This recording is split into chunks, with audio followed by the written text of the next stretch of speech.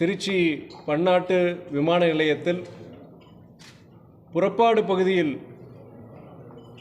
இஸ்லாமியருக்கான அந்த தொழுகை அறை இருந்தது.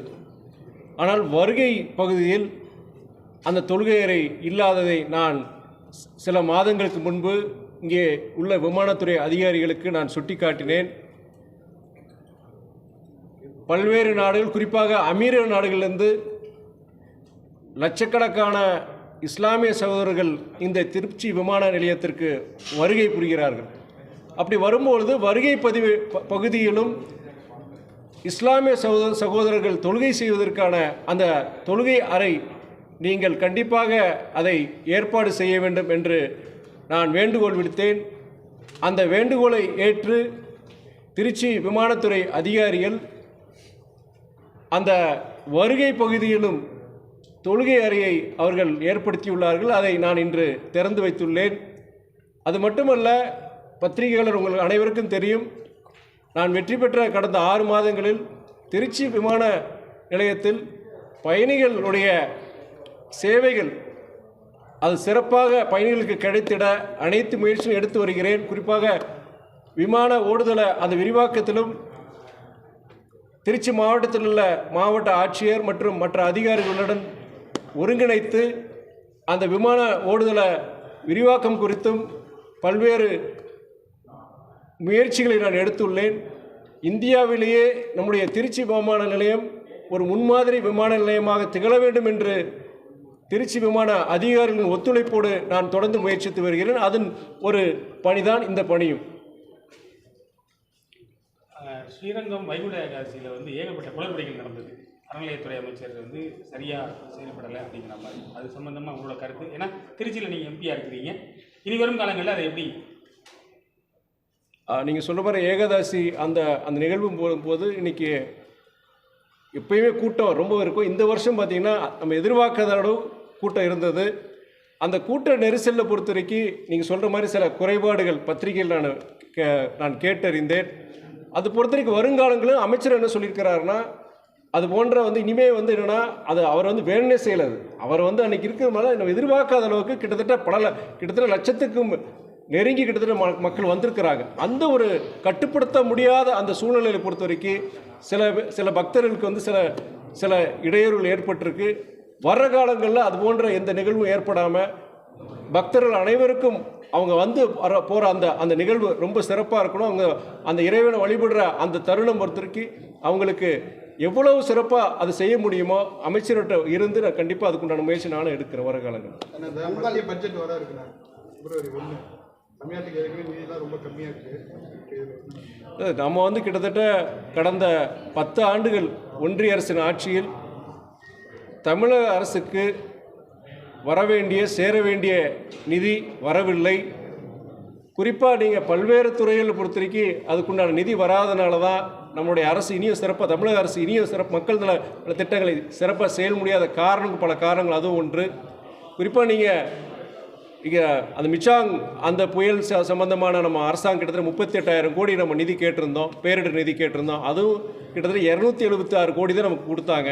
இப்போது ஃபெங்கல் புயல் காரணமாக கிட்டத்தட்ட 6,675 கோடி எங்களுக்கு பேரிடர் நிதி வேணும். ஏன்னா நீங்கள் பொது சொத்துக்களும் சரி, பொது சொத்துக்கள் சாலைகள் பாலங்கள் கிட்டத்தட்ட நமக்கு 6,000 கோடிக்கு மேலே நமக்கு சேதாரமாக இருக்குது. தனிப்பட்ட நபர்களுடைய வாழ்வாதாரங்கள் பாதிக்கப்பட்டிருக்கு. அதனால் 6,675 கோடி எங்களுக்கு வேணும்னு சொல்லிட்டு உடனடியாக 2,000 கோடி ஆவது நீங்கள் ஒன்றிய அரசு கொடுக்கணும்னு சொல்லிட்டு நம்ம முதலமைச்சரான தளபதி அவங்க கோரிக்கை விடுத்திருந்தாங்க. பல முறை நினைவூட்டி இருக்கிறாங்க. ஆனால் இதுவரைக்கும் ₹1 கூட வரலை. அதுவும் இல்லாமல் உங்களுக்கு பள்ளிக்கல்வித்துறை கிட்டத்தட்ட நமக்கு வர வேண்டிய அந்த 2,000 கோடி அந்த சமகர சிக்ஷா அபியான திட்டத்தின்படி அந்த சமகர சிக்ஷா அபியான் திட்டத்துக்கு உண்டான எல்லாத்தையும் நம்ம நிறைவேற்றியிருக்கிறோம். இந்தியாவிலேயே அந்த திட்டத்தை மிகவும் சிறப்பாக செயல்படுத்திய ஒரு மாநிலம் என்றால் அது தமிழ்நாடு தான். அப்படி இருந்தும் அந்த திட்டத்துக்கு உண்டான 2,000 கோடி நமக்கு வராதனால அந்த திட்டத்துக்கு உண்டான பல்வேறு பள்ளிக்கல்வித்துறையில் பல சிறப்பான அந்த சில திட்டங்கள் நம்மளை செயல்படுத்த முடியாமல் இருக்குது. வர்ற பட்ஜெட்லையும் பொறுத்த வரைக்கும் நம்ம பெருசாக எதிர்பார்த்த முடியாது. இருந்தும் நாடாளுமன்ற உறுப்பினராக நானாக இருக்கட்டும், இல்லை நம்முடைய முதலமைச்சரான தளபதியாக இருக்கட்டும், நாங்களாம் தொடர்ந்து நாங்கள் தமிழக அரசுக்கு வர வேண்டிய நிதி, நாங்கள் செயல்படுத்த வேண்டிய திட்டங்களுக்கு உண்டான நிதியை நீங்கள் மத்திய அரசு ஒன்றிய அரசு எங்களுக்கு கொடுக்கணும்னு சொல்லி தான் கேட்டிருக்கோம். இந்த தடவை நாங்கள் அந்த கோரிக்கை நாங்கள் வைக்க தான் போகிறோம். நாங்கள் மெட்ரோ திட்ட பணிகள் வந்து திருச்சிக்கும் மதுரைக்கும் ஒரே டயத்தில் தான் அனௌன்ஸ் பண்ணியிருந்தாங்க. பட் திருச்சி அப்படியே நிறுத்திட்டு இப்போ மதுரையில் ஸ்டார்ட் பண்ணி அவங்க வந்து ஆய்வு பண்ணுறதுக்கு இன்றைக்கி வந்திருக்காங்க. மதுரை திருச்சி பணி அப்படியே நிற்குது. அதாவது நான் சென்ற முறை பத்திரிகைகள் சந்திப்பில் சொல்லியிருந்தேன். நான் சென்னைக்கு பொறுத்த வரைக்கும் சென்னை மெட்ரோ ஃபேஸ் 1 முடிஞ்சு இப்போ 2வது ஃபேஸ் இப்போ வேலைகள் விரைவாக நடந்துகிட்ருக்கு. அதுக்கும் பொறுத்த வரைக்கும் கிட்டத்தட்ட நம்ம பல வருஷமாக கிட்டத்தட்ட 2 வருஷம் 3 வருஷம் தாமதத்துக்கு அப்புறம்தான் அந்த மெட்ரோ ரயில் கூட 2வது ஃபேஸ் கூட நிதியை ஒன்றிய அரசு கொடுத்தாங்க.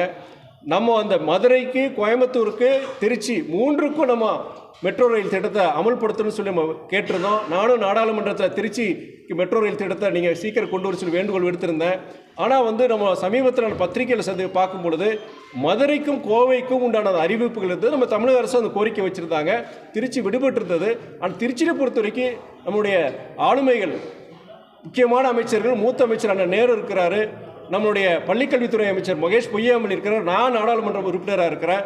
நம்ம முதலமைச்சர்கிட்ட சரி, நம்முடைய நிதியமைச்சர் நம்முடைய அண்ணன் தங்கம் தென்னரசுக்கிட்ட திருச்சி விடுபடக்கூடாது, கோவையிலையும் மதுரையிலும் மெட்ரோ ரயில் திட்டம் அமல்படுத்துகிற மாதிரி திருச்சியிலும் நீங்கள் கொண்டே வரணும்னு சொல்லி நாங்கள் கண்டிப்பாக நாங்கள் அதை உறுதி செய்வோம்.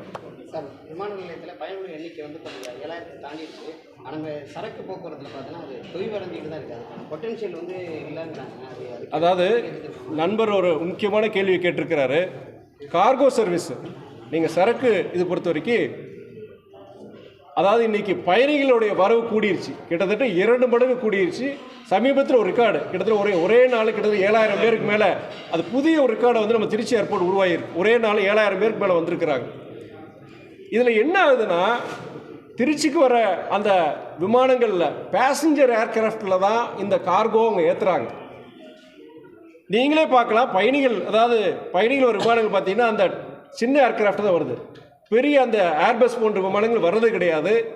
பயணிகளுடைய லக்கேஜ் நிரப்புறதுக்கே கிட்டத்தட்ட 80 விழுக்காடு 70 விழுக்காடு பயணிகளுடைய லக்கேஜ் அதில் நிரம்பிடுது. ஸோ இந்த புக் பண்ண கார்கோ பற்றி முன்னாடி ஏற்ற முடியல. இது ஒரு மிகப்பெரிய குறையாக இருக்குது. அதனால தான் நாங்கள் என்ன சொல்லியிருக்கிறோம், நான் ஒரு ரிக்வஸ்ட் கொடுக்கணும்னு நினைக்கிறேன். அதாவது இண்டிகோ இருக்கட்டும், அடுத்த ஏர் இண்டியா வந்தாலுமே நீங்கள் சின்ன ஏர்கிராஃப்ட் பதிலாக அடுத்த சைஸ் பெரிய ஏர்கிராஃப்ட் நீங்கள் கொண்டு வந்தீங்கன்னா கார்கோ அந்த இதை நாங்கள் துவக்கலாம். ஏன்னா இப்போ நிறைய பேருக்கு என்னென்னா கார்கோ கொண்டு வந்துடுறாங்க, ஆனால் அந்த விமானங்களை ஏற்ற முடியாதனால அது ஏமாற்றமாயிருது. மறுபடியும் இங்கேருந்து வேறு இடத்துக்கு கொண்டு போயிடுது. அதனால் நிறைய பேர் இப்போ கார்கோவே திருச்சிக்கு விமானத்தை அனுப்புறதை நிப்பாட்டிட்டாங்க. பிற விமானங்களை தேடி போகிற அந்த ஒரு அவல நிலை ஏற்பட்டிருக்கு. ஒன்று கார்கோக்குன்னு தனியாக நீங்கள் விமான சேவையை கொண்டாங்க, இந்த ஸ்மாலர் ஏர்கிராஃப்டில் நீங்கள் கொடுக்கலாம். இல்லை ஒரு நாளைக்கு அட்லீஸ்ட் ஒரு 1-2 பெரிய விமானங்கள் நீங்கள் ஆப்ரேட் பண்ணுங்கன்னு சொல்லிடலாம்.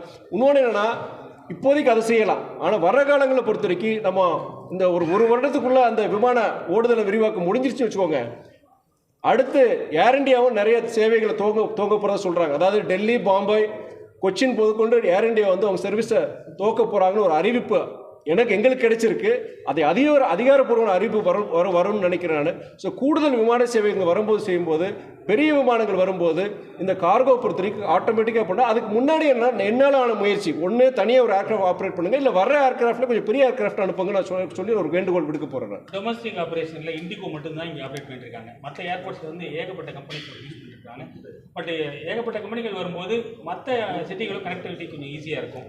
பட் அது யாரும் இது வரைக்கும் கொஞ்சம் இல்லை, அது நாங்கள் பேசியிருக்கிறோம். ஏர் இண்டியா விமானத்துறை அமைச்சர் கிட்ட நான் நாடாளுமன்ற தேர்தலில் வெற்றி பெற்ற பிறகு டெல்லிக்கு சென்ற பின் நாங்கள் சந்தித்த முதல் அமைச்சரே விமானத்துறை அமைச்சர் தான். அவர்கிட்ட நாங்கள் சொன்ன கோரிக்கை நீங்கள் வச்ச கோரிக்கை தான். அதாவது வந்து நீங்கள் அமீரக நாடுகளுக்கு அந்த பாயிண்ட் ஆஃப் கால் வந்து அதாவது அமீரக நாடுகளில் இருக்கிற அங்கே இருக்கிற விமான கம்பெனிகளுக்கு நீங்கள் கொடுக்குறீங்க. ஏன்னா அப்படி கொடுத்தாதான் எங்களுக்கு பீக் சீசனில் இங்கே டிக்கெட்ஸ் கிடைக்கும். டிக்கெட்டு பார்த்தீங்கன்னா 3 மடங்கு 4 மடங்கு இருக்கிறதுனால எல்லாம் பெங்களூரு மற்ற பிற நகரங்களுக்கு உள்ள விமான நிலையங்கள் போகிறதுக்கு ஒரு சூழ்நிலை இருக்குது. டிக்கெட்டு பார்த்தீங்கன்னா 2 மடங்கு 3 மடங்கு விலையை கொடுத்து வாங்க வேண்டிய சூழ்நிலை இருக்குது. அதுவும் இல்லாமல் என்னென்னா, அது ஒரு இது. ரெண்டாவது பார்த்தீங்கன்னா, நம்ம டொமஸ்டிக் செக்டாரில் பொறுத்த வரைக்கும் இண்டிகோ தான் இங்கே ஆப்ரேட் பண்ணிகிட்டு இருக்கு. அதுக்கு நான் கோரிக்கை வச்சுருக்கோம். ஏர் இண்டியா பொறுத்த வரைக்கும் அவங்க மிக விரைவில் இங்கே திருச்சியிலிருந்து பிற முக்கியமான நகரங்கள் டெல்லி, பாம்பேக்கு வந்து அவங்க விமான சேவைகளை ஆரம்பிக்க போது தகவல் வந்திருக்கு. அதை உறுதி செய்கிறதுக்கு அடுத்து நான் டெல்லி போகும்போது சார்ந்த அமைச்சரையும் சரி, அந்த ஏர் இண்டியா மற்றும் ஏர் இண்டியாவுடைய அதிகாரிகள், முதன்மை அதிகாரிகளை சந்திக்கிறதா இருக்கிறேன். இருக்கும்போது ஒரே ஒரு ஏர்லைன் கம்பெனி இருக்கும்போது அவன் இஷ்டத்துக்கு தான் பண்ணுவாங்க. சர்வீஸும் பார்த்தீங்கன்னா போராக தான் இருக்கும். நான் வந்து உங்களுக்கே தெரியும், அடிக்கடி திருச்சிக்கு வந்து மாதத்துக்கு நான் கிட்டத்தட்ட ஒரு 5 முறை 6 முறை இதே இதுக்கு தான் வந்துட்டுருக்கேன். வாரத்துக்கு 1 முறை 2 முறை வந்துட்டுருக்கிறேன். நான் விமான சேவை, இண்டிகோட விமான சேவை பொறுத்த வரைக்கும் பத்திரிகையில் வச்சுக்கிட்டே சொல்கிறேன். நான் சரியாக இருக்கணும், சரி இல்லைன்னு தான் சொல்ல முடியும். சென்னையில் கூட சமீபத்தில் அந்த நான் திருச்சிக்கு ஒரு விமான நிலையத்தில் ஏறும்போது ரேம்ப் இல்லாமல் அவங்க அந்த லேடர், ஏர்கிராஃப்டோட லேடரை வந்து பயன்படுத்தினாங்க. அதில் ஒரு வயதான பெண்மணி வீல் சேரில் தூக்க பார்த்தாங்க. நான் தடுத்து நிறுத்தி சத்தம் போட்டேன். நான் இது வந்து எங்கே அந்த ரேம்ப் சர்வீஸ் எங்கேன்னு கேட்டேன். நான் இது மாதிரி நிறைய பிரச்சனைகள் இருக்குது. இண்டிகோ வந்து ஒரு மோனோபோலி சிச்சுவேஷன் இருக்கிறதுனால அதை முறியடிக்கணும். விமான பயணிகளுக்கு எல்லா சேவையும் கிடைக்கணும்னா பிற, அதாவது ஏர் இண்டியா போன்ற மற்றவர்கள் வரும். ஏர் இண்டியா கண்டிப்பாக இங்கே திருச்சிக்கு வரப்போகிறாங்க, அது மாற்றே கிடையாது. எவ்வளோ சீக்கிரமாக கொண்டு வர வேண்டியதாக எங்களை போன்ற நபர்களுடைய கடமை. அது சகோதரர் பொறுத்த வரைக்கும் இந்த கஸ்டம்ஸ் பொறுத்த வரைக்கும், திருச்சி கஸ்டம்ஸ் பொறுத்த வரைக்கும் எனக்கு மனவேதனையோடய சொல்கிறேன். நான் அது அது அது வந்து ஒரு அதாவது சோஷியல் மீடியாலும் சரி ரொம்ப ஒரு அவப்பேரை உருவாகிருக்கு திருச்சி விமான நிலையத்திற்கு. திருச்சி விமான நிலையம் பயன்படுத்தவே கூடாது, அங்கே போனால் நிறைய சிரமங்கள் இருக்குது, குறிப்பிட்ட ஒரு சமூகம், இஸ்லாமிய சமூகம்னு சொல்லலாம், அவங்களுக்கு நிறைய நெருக்கடிகள் இருக்குது, அவங்கள டார்கெட் பண்ணுறாங்கங்கிற ஒரு குற்றச்சாட்டு இருக்குது. போன்ற அட்வைசரி கமிட்டி மீட்டிங்கில் நம்மளுடைய கஸ்டம்ஸ் அதிகாரி சொல்லி எல்லா துறையிலும் நல்ல அதிகாரிகள் இருக்கிறாங்க, சில கருப்பு ஆடுகள் இருக்கிறாங்க. சில பேர் சில தவறுனால மொத்த உங்களுடைய அந்த சுங்கத்துறை கஸ்டம்ஸுக்கே அந்த கெட்ட பேர் வருது, திருச்சி ஏர்போர்ட்டு கெட்ட பேர் வருது. அதில் தயவு செய்து உங்கள் அதிகாரிகள் எல்லாரும் கூப்பிட்டு ஒரு சென்சிட்டேஷன் ப்ரோக்ராம்னா எல்லாரையும் அறிவுறுத்துங்க. இதனால் என்னென்ன பாதிப்புகள் உருவாக்கும், நம்ம திருச்சி விமான நிலையத்துக்கு இவ்வளோ அவப்பேர் உருவாகுது. சில பேர் வந்து இந்த மாதிரி சூழ்நிலை இருக்கிறா, தயவுசெய்து இதை தவறுங்க. சோதனை பண்ணுங்க, செய்யுங்க, ஆனால் கண்ணியமான முறையில் நீங்கள் சோதனை பண்ணுங்கள். குறிப்பிட்ட சமூகத்தை நீங்கள் எது பண்ணக்கூடாது, செய்யக்கூடாது. ஃப்ரீக்வெண்ட்டாக அது மாத்திரம் கிடையாது, சமூகங்களை விட்டுருங்க. ஃப்ரீக்வெண்ட் ட்ராவலர்ஸ் இருக்கிறாங்க, அவங்களையும் வந்து பார்த்தீங்கன்னா நீங்கள் அடிக்கடி ஏன் வெளிநாடு போகிறீங்க செய்யுங்கிற மாதிரி கேள்விகளை கேட்டு அவங்க தர்மசக்கடத்துக்குள்ளாகிறீங்க. இது வந்து ஒரு தவறான ஒரு போக்கு, இதுமாரி வரக்கூடாதுன்னு சொன்ன நான் அதிகாரியும் கண்டிப்பாக அதை நடவடிக்கை எடுக்கிறேன்னு சொல்லியிருக்காரு. என்னை பொறுத்த வரைக்கும் இந்த கடந்த ஒரு 10 நாட்களை பொறுத்த வரைக்கும் நான் ஃபீட்பேக் வாங்கும்போது பரவாயில்லைங்க, முன்னாடியோட பரவாயில்லைங்கன்னு சொல்லியிருக்கேன். ஆனால் இருந்த போதிலும் இது தொடர் நடவடிக்கையாக இருக்கணும். கண்டிப்பாக இது நான் மீண்டும் இதுக்கு உண்டான நான் அழுத்தம் நான் கொடுத்துட்டு தான் இருப்பேன். கமிட்டி மீட்டிங் நடந்துச்சுன்னா பத்திரிகையாளர்களுக்கு அனுமதி இருந்தது சார் முன்னாடி. இப்போ அந்த அனுமதியும் அலோவ் பண்ணுறது இல்லை, ஃபோட்டோ எடுக்கிறதுக்கு லேட்டாக வந்து எல்லாரும் வந்துட்டு அப்புறம் தான். ஒன்று சொல்கிறேன் சகோதரர், பத்திரிகையாளர் சார்பாக அன்றைக்கி நம்ம ஏர்போர்ட் டைரக்டர் நான் என்ன சொல்லியிருந்தேன்னா, நீங்கள் ப்ரெஸ் உங்களுக்கு எல்லாருக்கும் பொறுத்த வரைக்கும் அந்த ஒரு ஸ்டாண்டு வந்து கண்டிப்பாக செய்யணும்னு சொல்லியிருந்தேன். நான் நீங்கள் இந்த மீட்டிங் முடிஞ்ச போது அந்த ஸ்டாண்டு எங்கே போச்சுன்னு நான் கேட்க போகிறேன். நான் இப்போது அரசியல் பிரமுகர்கள் பல பேரை வந்து நீங்கள் அந்த இன்டர்வியூ எடுக்கிற ஏர்போர்ட்டுக்கு வரீங்க, வரும்போது எப்படி மதுரையிலையும் கோயம்புத்தூர்லையும் சென்னையிலையும் இருக்கோ அதே மாதிரி திருச்சியிலையும் அந்த வசதி, அந்த மேடை வந்து கண்டிப்பாக உங்களுக்கு செஞ்சு கொடுக்கணும் அப்படின்னு நான் சொல்லியிருக்கிறேன். நான் அதே மாதிரி போன அட்வைசரி கமிட்டி மீட்டிங்கில் பொறுத்த வரைக்கும் அந்த உங்கள் பத்திரிகையாளர் சில பேர் வெளியே விட்டுட்டு உள்ளே விடாமல் போயிட்டாங்க. அது ஒரு கவனக்குறையால் வந்தது. அது கண்டிப்பாக இனிமேல் வர்ற காலங்கள் எனக்கு தெரியாது. நான் first time MP, first time ஒரு கமிட்டி சேர்மன் இருக்கேன், எனக்கு தெரியாது. அடுத்து மீண்டும் அந்த போன்ற சம்பவங்கள் நடக்காது. பத்திரிகையாளருக்கு உண்டான அந்த முக்கியத்துவம் கண்டிப்பாக நான் கொடுக்கணும்னு சொல்லிட்டு நான் டைரக்டர்கிட்ட நான் சொல்லியிருக்கிறேன். நிதியெல்லாம் கொடுத்துட்டு தான் இருக்கு, ஆனால் அதெல்லாம் மறைச்சு இங்கே உள்ளவங்க வந்து மத்திய அரசை குறை சொல்றதே தன்னோட முழு நேர வேலையை வச்சுருக்காங்கன்னு அண்ணாமலை சொல்லியிருக்காரு. சகோதரர் அண்ணாமலை பொறுத்த வரைக்கும் அவர் பாஜகவுடைய மாநில தலைவர், அந்த பதவியை தக்க வச்சுக்க வேண்டிய ஒரு நிர்பந்தம் இருக்குது இப்போ சகோதரருக்கு. அதனால் கூடுதல் பொய்களை அவர் சொல்லிகிட்டு இருக்கிறார். அவர் நீங்கள் வந்து அதாவது இன்றைக்கி நேற்று ஒரு பத்திரிகை செய்தி பார்த்தேன் நான், இலவசங்களை பற்றி ஒரு குற்றச்சாட்டு வச்சிருக்கிறார். இலவசங்களை கொடுத்தீங்கன்னா எப்படி நீங்கள் மாநில வளர்ச்சிக்கு உண்டான அந்த இன்ஃப்ராஸ்ட்ரக்சர் மற்ற உள்கட்டமைப்புக்கு உண்டான அந்த நிதியெல்லாம் எப்படி நமக்கு கிடைக்கும், நமக்கு எல்லாமே இந்த இலவசம் கொடுத்துட்டீங்கன்னா எப்படி மாநில வளர்ச்சி பாதை கொண்டு போகிறதுக்கு உண்டான நிதிகள் நமக்கு எப்படி கிடைக்கும் அப்படின்னு சொல்லி இலவசங்களை கண்டிச்சிருக்கிறார். மகாராஷ்டிராவில் இப்போது அவங்க பாஜக கூட்டணி ஜெயிச்சிருக்கிறாங்க. கிட்டத்தட்ட அந்த மகளிர் உரிமை தொகைன்னு சொல்லிட்டு கிட்டத்தட்ட அவங்க ஒவ்வொரு கடந்த 7 தேர்தலுக்கு முன்னாடி 7 மாதங்கள் கிட்டத்தட்ட ஒவ்வொரு குடும்பத்துக்கும் 7,000 கொடுத்துருக்குறாங்க. 7,000 ரூபாய் கொடுத்து லட்சக்கணக்கான கூடிய அரசாங்கத்து பணத்தை கொடுத்து அந்த தேர்தலில் அவங்க வெற்றி பெற்றிருக்கிறாங்க. அதே நேரத்தில் இப்போ உங்களுக்கு டெல்லியில் பொறுத்த வரைக்கும் இருக்கிற தேர்தலை பொறுத்த வரைக்கும் பாஜகவோட அறிவிப்பு உங்களுக்கே தெரியும். உங்களுக்கு கேஸ் சிலிண்டரு பெண்களுக்கு 2,000 ரூபாய், மாதம் 2,000 ரூபாய்ன்னு சொல்லியிருக்காங்க. இது போன்ற ஒரு இலவசங்களை கொடுத்து தேர்தலை வெற்றி பெற நினச்சி அவங்க பாஜக அவங்க கட்சியை சொல்லிட்டு இருக்கிறாங்க. அப்படி இருக்கும்போது அவர் இப்படி பேசலாம்? அதாவது சகோதரர் அண்ணாமலை பொறுத்த வரைக்கும் நான் பலமுறை சொல்லியிருக்கிறேன், you are a big disappointment. நீங்கள் ஒரு ஐபிஎஸ் ஆஃபீஸர், ஒரு படித்த ஒரு இளைஞர்களுக்கு வருங்கால ஒரு சமூகத்துக்கு ஒரு எடுத்துக்காட்டு இருக்க வேண்டிய நபர் உங்கள் மேலே ஒரு நம்பிக்கை வச்சுருந்தாங்க. ஆனால் இன்றைக்கி அந்த நம்பிக்கையெல்லாம் தவிடுபடியாக்குற மாதிரி உங்களுடைய நடவடிக்கைகள் நாளுக்கு நாள் மோசமாயிட்டு தான் போயிட்டுருக்கு. உங்களுடைய அறிக்கைகள் அப்படி தான் இருக்குது. திருச்சி விமானத்துடைய அந்த புதிய சாலை வந்து பார்த்தீங்கன்னா புதுக்கோட்டை சாலையில் இணைக்கக்கூடிய இடத்துல சாலை பாதுகாப்பு விதிகளை கடைபிடிக்காமல் எல்லா இடத்துல இருக்குது. விபத்துகள் வந்து பார்த்தோன்னா டெய்லி மேக்ஸிமம் எப்படி இருந்தாலும் 3 விபத்து நம்ம ஃப்ரண்ட் என்ட்ரன்ஸ் அது அதுக்கான ஏதாவது ஒரு நம்ம கமிட்டியிலேருந்து வலியுறுத்த இல்லை, நீங்கள் அந்த அன்னைக்கு காவல்துறை அதிகாரிகள் வந்திருந்தாங்க.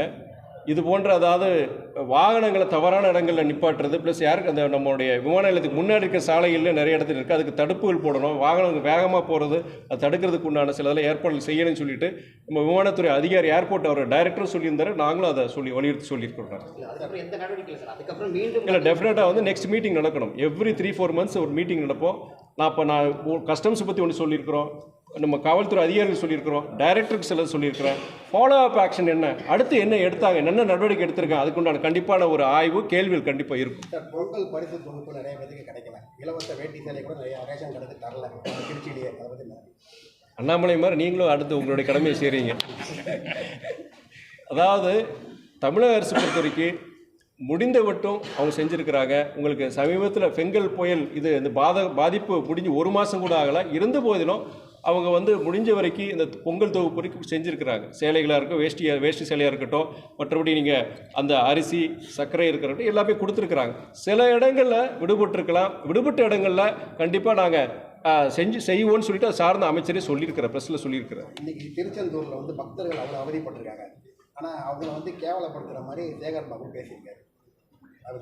அதாவது அது அந்த நிகழ்வு என்னன்னு எனக்கு தெரியாத இல்லை அந்த நிகழ்வு நான் காலையிலேருந்து தஞ்சாவூரெல்லாம் சுற்றிட்டு வரேன்னா நீங்கள் சொல்கிற அந்த நிகழ்வு எனக்கு தெரியல. எனக்கு குறிப்பாக அண்ணன் சேகர்பாபு பற்றி சொல்லணும்னா முடிந்த மட்டும் இந்து அறநிலைத்துறை சிறப்பாக செயல்பட வேண்டும், பக்தர்களுக்கு சிறப்பான வசதிகள் செய்யணும்னு சொல்லிட்டு தான் அவர் நான் கேள்விப்பட்டிருக்கேன், நான் பார்த்துருக்கேன். சிறப்பான ஒரு அமைச்சராக தான் இருந்திருக்கிறாரு. இருந்த போதும் நீங்கள் சொல்கிற சில இந்த மாதிரி குறைபாடு இருந்துச்சுன்னா கண்டிப்பாக அமைச்சரோட கவனத்துக்கு நான் கொண்டு போகிறேன்.